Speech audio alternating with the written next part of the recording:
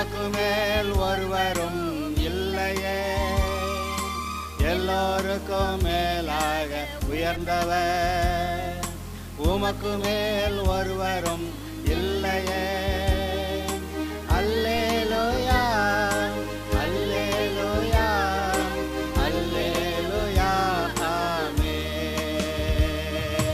அல்லேலூயா, அல்லேலூயா, அல்லேலூயா, ஆமென். ஒருவரால் சிருஷ்டிக்கப்படாமலே தாமாக என்றென்றும் இருப்பவர். ஒருவரால் சிருஷ்டிக்கப்படாமலே தாமாக என்றென்றும் இருப்பவர். அல்லேலூயா, அல்லேலூயா, அல்லேலூயா. கர்த்தராகிய இயேசுவின் நாமத்தினாலே உங்களுக்கு வாழ்த்துக்கள். கர்த்தர் உங்களோடு கூட இருக்கிறார். நம்முடைய வாழ்க்கையிலே நம்முடைய வாழ்க்கையை பற்றி நாம் செய்து கொள்ள வேண்டிய அறிக்கைகள் அதிகம். வேதத்தை வாசித்தால் இன்றைக்கி வேதத்தை வாசிக்கணும் இடையில இப்போ சொல்லிகிட்டு இருந்தாங்க. வாசிக்கணும், என்ன பிரச்சனைனாலும் இதை வாசி, இங்கே பதில் உண்டு. இந்த வேதத்தில் நம்முடைய வாழ்க்கையிலே உண்டாகிற எல்லா பிரச்சனைகளுக்கும் பதில் உண்டு, ஆசீர்வாதங்கள் உண்டு, தேவ பிரசன்னம் உண்டு. அவர் நம்மோடு கூட இருந்து நமக்காக யாவையும் செய்கிறவராயிருக்கிறார். ஆதலால் வேதத்தை வாசிக்க வேண்டும். இது ஒரு பெரிய வெளிப்பாட்டை கொடுக்கிறது. நான் மறுபடியும் சொல்லுகிறேன், தேவன் நமக்கு கொடுக்கிற ஒரு வெளிப்பாட்டின் அடிப்படையிலே தான் கிறிஸ்தவ வாழ்க்கை அமைந்திருக்கிறது. நமக்கு ஒரு வெளிப்பாடு இல்லையா? அப்புறம் இந்த உலகத்தில் இருக்கிற அறியாமையிலே இருக்கிற ஜனங்கள் அறியாமையில் வாழ்கிறாங்க. அறியாமையில் என்ன செய்கிறாங்கன்னு தெரியாமல் வாழ்கிறாங்க. இயேசு சொன்னார், தாங்கள் செய்கிறது என்னதென்று அறியாதிருக்கிறார்கள் அப்படி சொன்னார். இன்னொரு இடத்துல கர்த்தர் சொல்கிறாரு, இடது கைக்கும் வலது கைக்கும் வித்தியாசம் தெரியாத இந்த ஜனங்கள்ன்றார். அப்போ அறியாமையில் இருக்கிறாங்கங்கிறதுல எந்த சந்தேகமும் இல்லை. உலக மக்களுக்கு தேவன் யார், பிசாசு யார் என்று தெரியாதிருக்கிறார்கள். பிசாசுன்னு தெரியாமே அதை கும்பிடுறவங்க காலமெல்லாம் கும்பிடுகிறவர்கள் இருக்கிறார்கள். என்ன என்று நீங்கள் கவனித்து பார்த்தால், கும்பிடலைன்னா ஏதாவது தீங்கு செஞ்சிரும், அது எனக்கு பிரச்சனை பண்ணிடும், அதனால் கும்பிட்டுறேன் அப்படி சொல்லுவாங்க. கல்லறையிலே போய் பொங்க வச்சு அங்கே சாமி கும்பிடுகிறவர்களை பார்த்தா அது விசாரிச்சிங்கன்னா, அது என்கிட்ட கனவுல பேசிச்சு, என்னை கும்பிடுன்னு சொன்னிச்சு, அப்படி கும்பிடலைன்னா அது எனக்கு பிரச்சனை பண்ணிடும் அப்படின்னு சொல்லி பார்த்துருக்கீங்களா? கல்லறையில் போய் சாமி கும்பிட்றதை பார்த்துருக்கீங்களா? அது வினோதமான ஒரு இடம். அங்கே போய்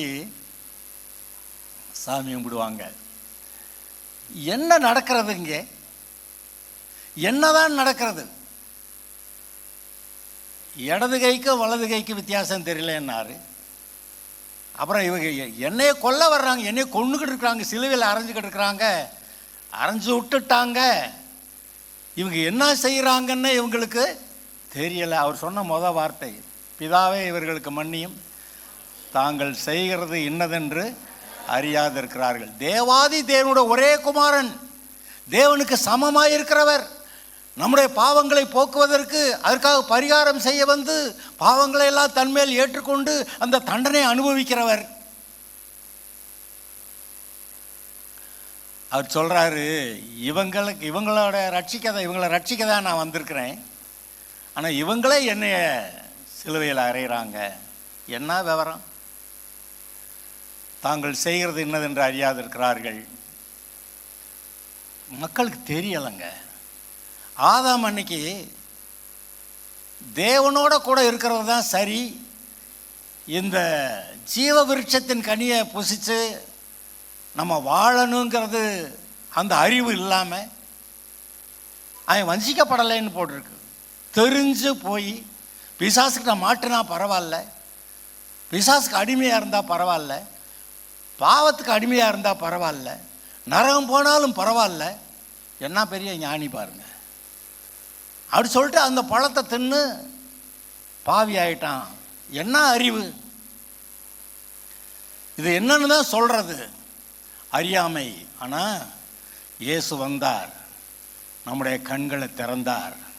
சீஷர்கள்ட்ட சொல்றார், உங்களுடைய கண்கள் காண்கிறவைகளும் உங்கள் காதுகள் கேட்கிறவைகளுமா இருக்கிறபடியால் அவைகள் பாக்கியம் உள்ளவை. சொல்லுங்க பார்க்கலாம். என்னுடைய கண்கள் காண்கிறவைகளும் என்னுடைய காதுகள் கேட்கிறவைகளுமாய் இருக்கிறபடியால் நான் பாக்கியவான். எனக்கு உணர்வுள்ள இருதயத்தை கொடுத்திருக்கிறார். தேவ பிரசன்னத்தை நான் உணர்கிறேன். தேவனுடைய வார்த்தை என்னுடைய இருதயத்திலே கிரியை செய்கிறது, ஒரு வெளிப்பாட்டை கொடுக்கிறது, விசுவாசத்தை கொடுக்கிறது. நான் விசுவாசிக்கிறபடி எனக்கு காரியங்கள் நடக்கின்றன. இந்த உலகத்தில் இருக்கிற மக்கள் உலகத்தை மட்டும் பார்த்து வாழ்ந்தால் ஒன்றும் பிரச்சனை இல்லை. அது அவங்க நரகம் போகிறாங்க, அதே பார்த்துட்டு போகிறாங்க, ஒன்றும் பிரச்சனை இல்லை. ஆனால் விசுவாசிகள் உலகத்தை பார்த்து அது மாதிரி இருக்கணும்னு ஆசைப்படக்கூடாது. அவர்களும் அவர்களுடைய நடவடிக்கைகளும் ஒட்டுமொத்தமாக அவர்கள் போகிற நரகத்துக்கே போகும். பரலோகமும் இருக்கிறது, நரகமும் இருக்கிறது. ஒரு விதத்தில் சொல்லப்போனால் நீங்கள் சந்தோஷமாக இல்லைன்னாவே அது ஒரு மாதிரி நரகம்தான். நரகத்தை காட்டு பார்க்கலான்னு சொல்லுவாங்க, அங்கெல்லாம் ஒன்றும் காட்ட வேண்டியதில்லை. ஐயோ எதுக்கடா வாழ்கிறேன் அப்படின்னு சொல்லி தற்கொலை பண்ணுறானே, அவன் மனசை பார்த்தாவே அவன் மனசுக்குள்ளேயே நரகம் இருக்கிறது தெரியும். சந்தோஷமாக கர்த்தருக்குள்ள சந்தோஷமாக ஆவியிலே கழிகூர்ந்து அப்படி இருக்கிறத பார்த்தா அது பரலோகத்தில் இருக்கிற மாதிரியே இருக்கும். நான் நினைக்கிறேன் அட்லீஸ்ட் அநேகருக்காவது ஜெபம் பண்ணும்போது கர்த்தருடைய பிரசன்னத்தை உணர்ந்து கர்த்தருக்குள்ள சந்தோஷமாக இந்த ஜெபத்தை விட்டு எழுந்திருக்க மனசு இல்லாமல் சாப்பிடவான்னு சொன்னால் கூட இல்லை, கொஞ்சம் நேரம் கழிச்சு வர்றேன் அப்படின்னு ஜெபம் பண்ணும்போது அந்த ஜெபத்தில் இருக்க சந்தோஷத்தில் ஆவியிலே கழிகூர்ந்துன்னு எழுதியிருக்கு. அந்த அனுபவத்தை பெற்றிருப்பீங்கன்னு நினைக்கிறேன். அந்த அனுபவத்தை பெற்றிருக்கிறவங்க விட்டீங்கன்னா திரும்ப பிடிச்சிக்கங்க. அது கொஞ்சம் கடினம், ஆனால் திரும்ப பிடிக்கணும். கர்த்தர் தான் நம்முடைய இருதயத்தை திருப்திப்படுத்த முடியுமே ஒழிய வேறு எந்த ஒரு மனுஷரோ எந்த ஒரு பொருளோ நம்மை திருப்திப்படுத்த முடியாது. புருஷன் மனைவியை திருப்திப்படுத்த முடியல, மனைவி புருஷனை திருப்திப்படுத்த முடியல. ஒரு ஆள் திருப்திப்படுத்தணுமானா புருஷனோ மனைவி தான் பூரணமாக திருப்திப்படுத்த முடியும். ஆனால் அது இல்லாமல் இருக்குது பாருங்க. தேவன் ஒருவரே இருதயத்தில் சமாதானத்தையும் சந்தோஷத்தையும் கொடுத்து ஒரு மனிதனை திருப்திப்படுத்தக்கூடிய ஒரே ஒருவர் இவர்தான். ஆதலால் அவரை நோக்கி பார்த்து பிரகாசம் அடைய வேண்டும். அவருக்கு காத்திருந்தால் அபிஷேகத்தினாலே புது பலன் வருகிறது. எப்படி பலன் வருகிறது? அவர் காத்திருந்தால் புது பலன் அடைந்து அப்படி எழுதியிருக்கே. நீங்கள் அவருக்கு காத்திருக்கும் போது அவர் கொடுக்குற வார்த்தையை கேட்க கேட்க கேட்க ஆவியிலே ஒரு பலன், ஒரு தைரியம், ஒரு விசுவாசம், நான் அந்த காரியத்தை செய்வேன் அப்படின்னு சொல்லி ஒரு தைரியம் உண்டாகிறது. ஆதலால் கர்த்தருக்கு காத்திருந்து ஜெபிக்கிறவர்கள் பாக்கியவான்கள் என்று நான் சொல்வேன். ஏனென்றால் கர்த்தருடைய ஜெயம் அந்த ஜெபத்தில் அவர் கொடுக்குற வார்த்தையிலே அந்த சமயத்தில் நமக்கு கிடைக்கிற தைரியத்தில் இந்த பிரச்சனையை நான் மேற்கொண்டுருவேன் அப்படின்னு சொல்லி வர்ற தைரியத்தில் அதில் தான் இந்த பிரச்சனையை நீங்கள் மேற்கொள்கிறீங்களே ஒழிய ஐயா என்ன நடக்க போகுதுன்னு தெரியலையே அப்படின்னு பயந்துக்கிட்டே போனால் அது ஒரு நன்மையும் வர்றதில்லை. ஆதாம் பாவம் செய்த போது அவனுக்கு வந்த முதல் காரியம் பயம். அவன் அது வரைக்கும் தேவனுடைய மகிமை உடையவனாக இருந்தான். பாவம் செய்ய வரைக்கும் தேவனுடைய மகிமை அவனை மூடிக்கொண்டிருந்தது. பாவம் செய்த பிறகு பாவம் செய்த எல்லாரும் தேவ மகிமை அற்றவர்களாகி, அப்போ ஆதாம் பாவம் செய்யறதுக்கு முன்னாடி அவனுக்கு வஸ்திரமாக இருந்தது, அவனுக்கு உடையாக இருந்தது தேவனுடைய மகிமை. அவன் பிசாசோட சேர்ந்து பாவம் செஞ்ச போது தேவ மகிமை அற்றவனானான். அப்போ அவனுக்கு இருந்த வஸ்திரம் போயிடுச்சு. அதனால் அப்புறம் பார்க்குறோம், ஐயையோ நிர்வாணமாக இருக்கிறோமே அப்படின்னு வெட்கம் வந்தது என்று பார்க்குறோம். அப்புறம் அதை வெட்கத்தை போக்குறதுக்கு என்ன செய்யறதையாவது எடுத்து சுற்றிக்கலாம் அப்படின்னு சொல்லி சுற்றிக்கிறான். அந்த இலையெல்லாம் ஒன்றும் பிரயோஜனமாக இருக்காது, காஞ்ச உடனே மொடன்னு போயிடும். ஆனால் கர்த்தர் இதெல்லாம் சரிப்படாதுப்பா, இந்த மாதிரியெல்லாம் உன் பாவத்தை போக்க முடியாது, இந்த மாதிரியெல்லாம் உன்னுடைய கேவலத்தை, உன்னுடைய நிர்வாணத்தை, அவமானத்தை போக்க முடியாது, நான் உனக்காக ஒரு ஆடு அடிக்க கொடுக்கிறேன்,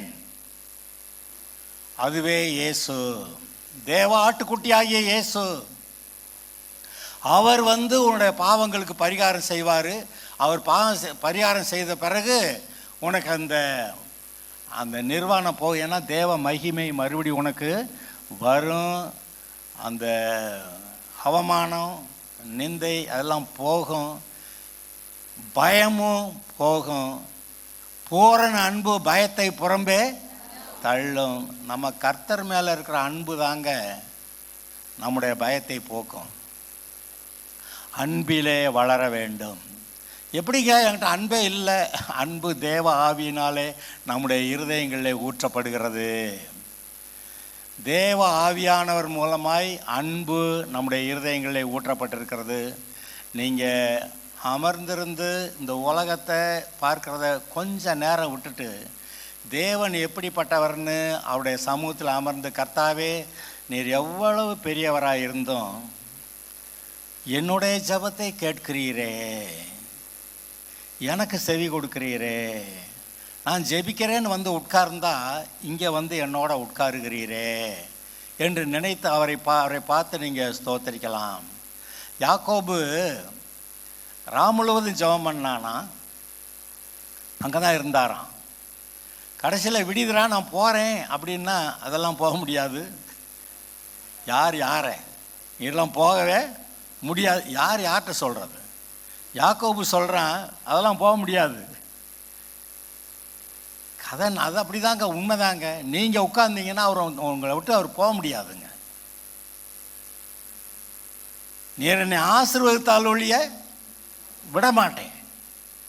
இந்த இருதயம் சில இக்கட்டான சூழ்நிலையில் நமக்கு வரும்போது, யாக்கோபுக்கு ஒரு இக்கட்டு, ஏசா வர்றான் கொன்னே விடுவான், அன்னைக்கு நான் ஏமாற்றி விட்டேன், அவனுடைய ஆசீர்வாதத்தை நான் பிடுங்கிட்டேன், இப்போ அவன் என்னை கொன்னே விடுவான், எனக்கு பயமாக இருக்குது, என்னை காப்பாற்றணும், என் வீட்டார் குடும்பத்தாரால என் காப்பாற்றணும், நான் ஒரு மாதிரி சாபத்துக்குள்ளே போயிட்டேன், அவனே ஏமாற்றிட்டேன், நான் ஓடியும் போயிட்டேன், இப்போ எனக்கு பாதுகாப்பு வேணும், என்னை ஆசீர்வதிக்கணும், நீர் ஒருத்தர் தான், உம்மை தவிர வேறு ஆள் இல்லை, உம்மிடத்துல வருகிறேன், என்னை ஆசீர்வதியம். ராத்திரி பூரா பார்க்குறான், ஒன்றும் நடக்கலை, விடமாட்டேன்றான், ஒன்றும் நடக்கலை. சரிப்பா உன்னை ஆசீர்வதிச்சுட்டு சொல்ல மாட்டேன்றார். விடியதுரா போகிறேன், நோ போகக்கூடாது. உங்களுக்கு சொல்லக்கூடிய பேலன் இருக்கணும். இதெல்லாம் யோசிச்சு நாங்கள் நேற்று முன்னாள் சில வசனங்களை பேசிக்கிட்டு பார்த்துக்கிட்டு இருந்தோம். அவரை நீங்கள் கட்டாயப்படுத்தி சில காரியங்களை செய்ய வைக்க முடியுமான்னா முடியும். இவன் சொல்லிட்டான், நீர் போகக்கூடாது, என்னை ஆசீர்வதித்தால் ஒழிய உம்மை போக விடமாட்டேன் அப்படின்னு சொல்லிட்டான். அப்புறம் எந்த அதிகாரத்தில், ஏசாயா எந்த அதிகாரத்தில் என்னுடைய கரங்களின் கிரியைகளை குறித்து 45 ஓகே, ஏசாயா 45, ஏசாயா 45 11வது வசனம் எடுங்க, பைபிளில் நீங்கள் பார்க்கணும்.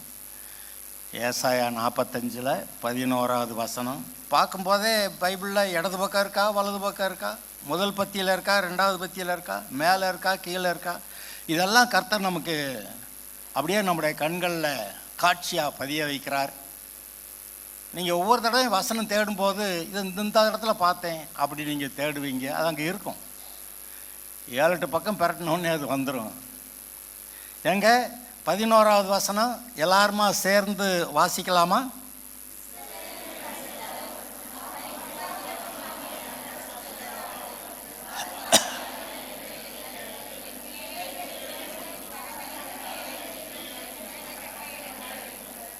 கட்டளையிடுங்களா? எங்க இன்னொரு தடவை வாசிக்க. உண்மையா அப்படிதான் எழுதியிருக்கா?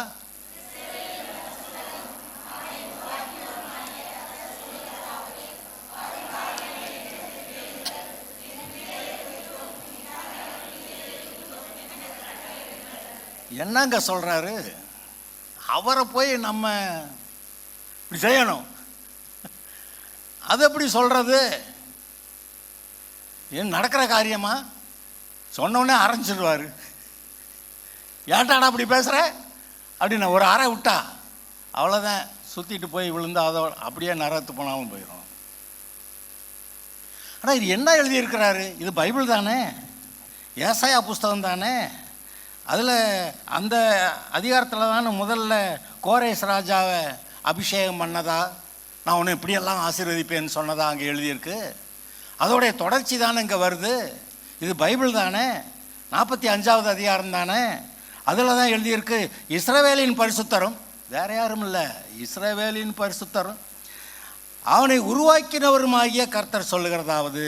இஸ்ரவேலின் பரிசுத்தர்னா யாக்கோபின் பரிசுத்தர்னு போடலாம். யாக்கோபு தானே இஸ்ரவேல். அது யாருக்கா சந்தேகம் இருக்கா? ஹலோ, யாக்கோபு தானங்க இஸ்ரவேல். அவன் ஏமாத்துறவன் அப்படிங்கிற பேரை கேட்டாவா ஏமாத்துறேன்னு. ஏன் உனக்கு இந்த பேர் வேண்டாண்டா அப்படின்னு சொல்லி அவர் என்ன பேர் வைக்கிறார்? இஸ்ரவேல். மனுஷனோடும் தேவனோடும் போராடி மேற்கொண்டாய். பிரின்ஸ் வித் காட், ராஜகுமாரன். என்னது ராஜகுமாரன் அப்படின்னு தேவன் யாக்கோபு பேரை மாற்றி இஸ்ரவேல்னு வைக்கிறார். அவர் சில சமயத்தில் பேர் மாற்றினதெல்லாம், ஏன் ஆபிரகாமோடைய பேர் கூட ஆபிராம் அப்படி தான் இருந்துச்சு. அது வேண்டாம்டா, உனக்கு ஆபிரகாம் அப்படி வைக்கிறேன்னாரு. சாராயின்னு இருந்துச்சு, இல்லைடா சாராள் அப்படின்னு சொன்னார். ஏன்னா அந்த பேரில் ஏதோ ஒன்று இருக்கிறது, அந்த பேர்லேயே ஒரு ஆசீர்வாதம். இங்கே நம்ம ஆட்களும் பேர் வைப்பாங்க, சில சமயத்தில் விளங்காமையே பேர் வச்சுருவாங்க. கருப்பண்ணன்,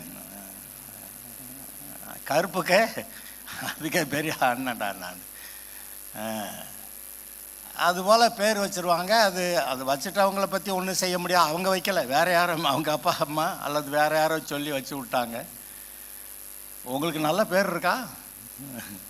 சரி, ஓகே.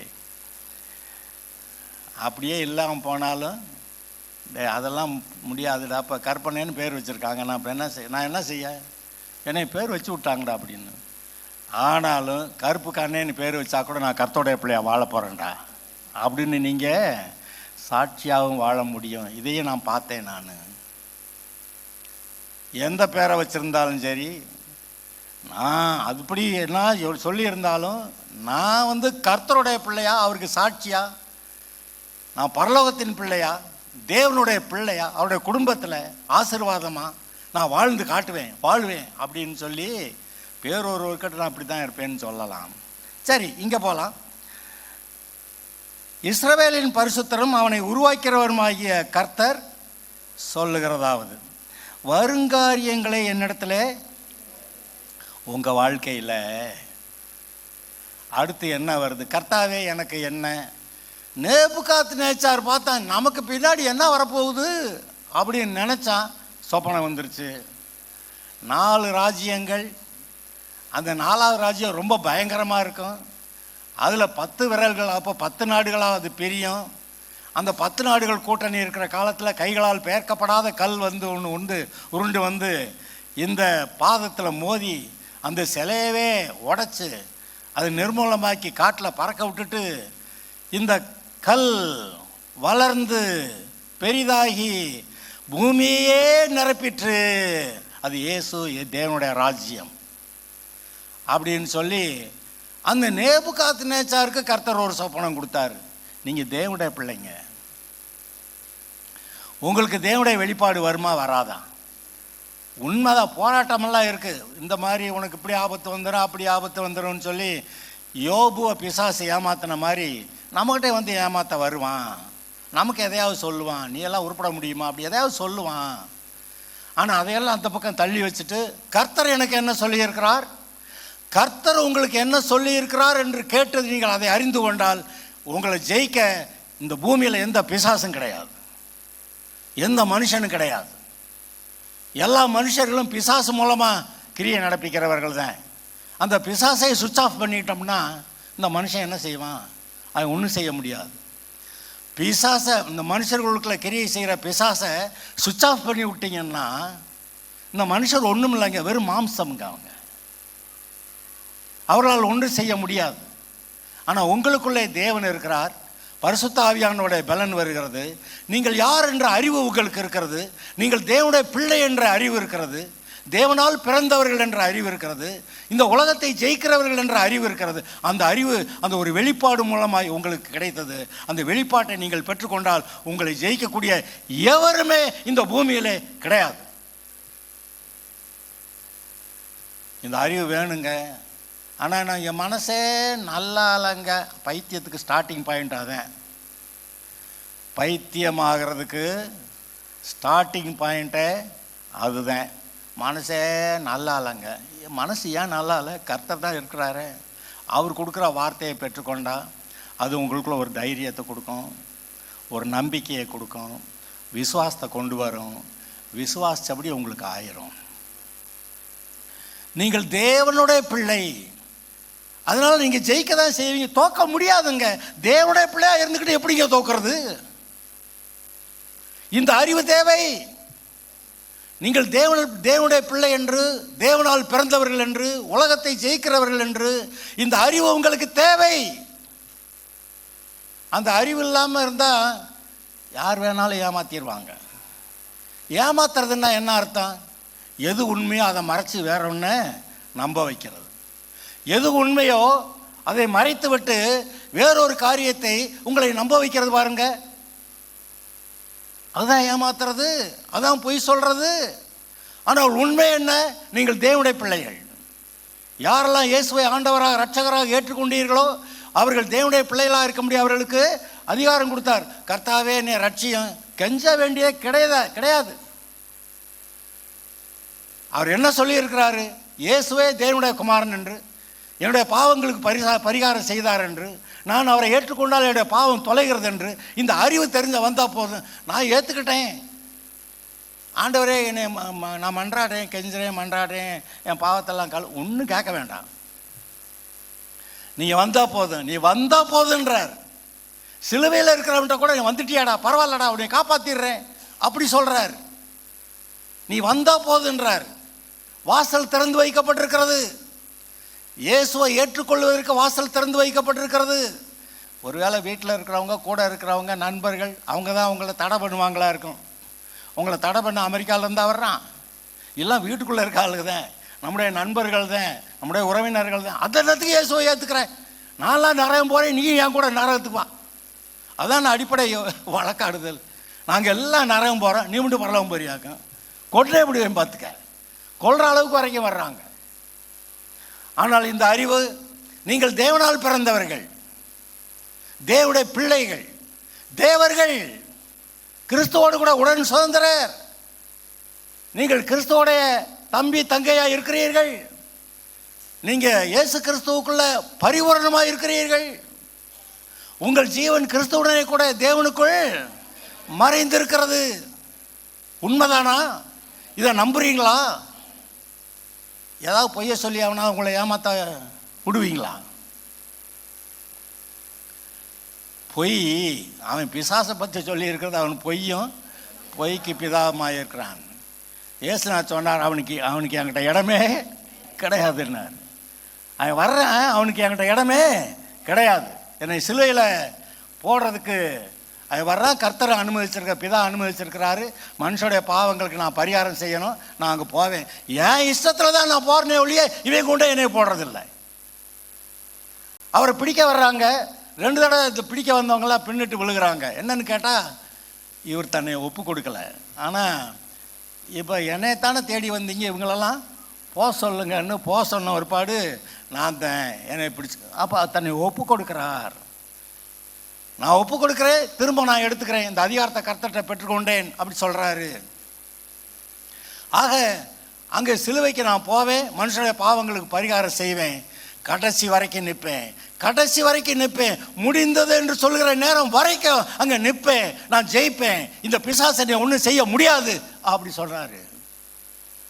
இன்றைக்கு நம்முடைய வாழ்க்கையில் இருக்க போராட்டங்களில் நம்ம சத்தியத்தில் நடப்போமானால், நான் கர்த்தருடைய வார்த்தையின்படி நடப்போமானால், அவருடைய ஆலோசனையின்படி நடப்போமானால், நம்மை தொடக்கூடிய ஒரு பிசாசும் கிடையாது, நம்மை ஜெயிக்கக்கூடிய எந்த வல்லமையும் கிடையாது, நம்மை பாவம் செய்ய வைக்க எந்த பிசாசாலும் முடியாது. நாம் பாவம் செஞ்சால் தானே அவன் நம்மளை பிடிக்கிறான், அது வரைக்கும் அவன் நம்மளை தொட முடியலை. நீங்கள் தேவனுடைய பிள்ளைகளாக இருக்கிறீர்கள், அதுக்கு போய் தேவனுடைய பிள்ளையாகிறதுக்கு ஒன்றும் கேட்க வேண்டாம். போய் அங்கே இயேசுவே நீர் தேவனுடைய குமாரன், என்னுடைய பாவங்களுக்கு பரிகாரம் செய்தீர், நாம் ஏற்றுக்கொண்டேன் அப்படின்னு சொன்ன மாத்திரத்தில் நீ வா என்னுடைய குமாரன் என்னுடைய குமாரத்தி அப்படின்னு சொல்லி ஏற்றுக்கொள்ளுகிறார். அதை கொஞ்சம் கெஞ்சுறேன் ஆண்டவரே, மண்டாடுறேன் ஆண்டவரே, பல பெரிய பாவமெல்லாம் செஞ்சு விட்டேன் ஆண்டவரே, இது மாதிரி பாவத்தை ரொம்ப பெரிய பாவம் உலகத்தில் இருக்க எல்லாரோடைய பாவத்தோட பெருசாக செஞ்சு விட்டேன், நிறையா பாவம் வேறு செஞ்சுட்டேன் ஆண்டவரே, இன்னைக்கு கெஞ்சுறேன் மஞ்சா, ஒன்றும் கேட்க வேண்டாம். ரட்சிக்கப்படுவதற்கு எந்த தடையும் இல்லை. நீங்கள் செய்த எந்த பாவமும் நீங்கள் ரட்சிக்கப்படுவதை தடுக்க முடியாது. ஹலோ, உங்கள் வாழ்க்கையில் நீங்கள் செய்த எந்த பாவமும் அல்லது எவ்வளவு பாவமும், எந்த பாவமும் எவ்வளவு பாவமும் நீங்கள் ரட்சிக்கப்படுவதை தடுக்க முடியாது. நீங்கள் கர்த்தருடைய வழியிலே நடப்பதை அந்த பாவங்கள் தடுக்க முடியாது. கர்த்தருடைய ஆசீர்வாதத்தை சுதந்திரிப்பதை இந்த பாவங்கள் தடுக்க முடியாது. அந்த பாவங்களுக்கு அதிகாரம் இல்லை, வல்லமை இல்லை. ஏனென்றால் அந்த பாவங்களையெல்லாம் நம்மை விட்டு நீக்கினவர், இயேசுவின் இரத்தத்தால் நம்மை கழுவினவர், பழையவைகள் ஒழிந்தது என்று சொன்னவர், எல்லாம் புதிதாயிற்று என்று சொன்னவர் உங்களோடு கூட இருக்கிறார். உள்ள இருக்கிறாரா? தேவனுடைய ராஜ்யம் உள்ள இருக்கா? இயேசு இருக்கிறாருன்னு தெரியுதா? அப்புறம் அவர் இருக்கிறப்ப எப்படி பிசாசு நம்மளை ஜெயிக்க முடியும்?